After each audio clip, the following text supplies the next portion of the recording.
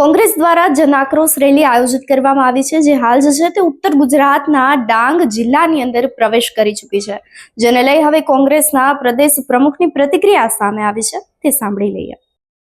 આજે જન આક્રોશ યાત્રાનો દક્ષિણ ગુજરાતમાં ચોથો દિવસ છે અને આ યાત્રા આજે નવસારી જિલ્લામાંથી ડાંગ જિલ્લામાં પ્રવેશ કરી છે।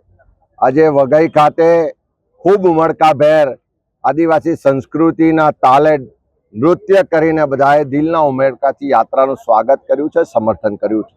અહીંયા લોકોએ આવીને જે પ્રશ્નો રજૂ કર્યા કે વર્ષોથી આ જળ જંગલ જમીનના સિંચન કર્યું છે, એનું રક્ષણ કર્યું છે, એનું પોષણ કર્યું છે, એવા આદિવાસી સમાજને આજે એની જળ જંગલને જમીનથી દૂર કરવાના પ્રયત્નો થઈ રહ્યા છે।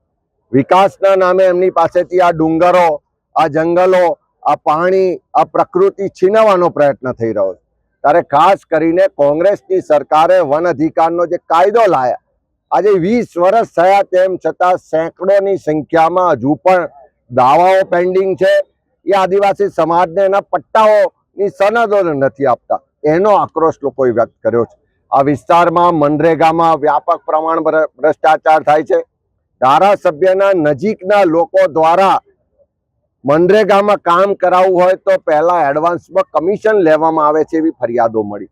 સાથે સાથે નલ સે જલ યોજનામાં મોટો ભ્રષ્ટાચાર છે। અહીંયા આગળ સ્થાનિક રોજગારની વ્યવસ્થાઓ નથી, એટલે અહીંથી લોકોને રોજગાર માટે દૂર દૂર જવું પડે છે। શેરડીના કામે અહીંયાથી હજારોની સંખ્યામાં લોકોએ કામ કરવા જવું પડે છે। એ જ રીતે અહીંયા શિક્ષણની વ્યવસ્થાઓ નથી, આરોગ્યની જે વ્યવસ્થાઓ છે એમાં પણ ડોક્ટરો નથી, નર્સો નથી, પૂરતો સ્ટાફ નથી, સાધનો નથી, એટલે બધી જ રીતે આ વિસ્તારના લોકો હેરાન પરેશાન છે।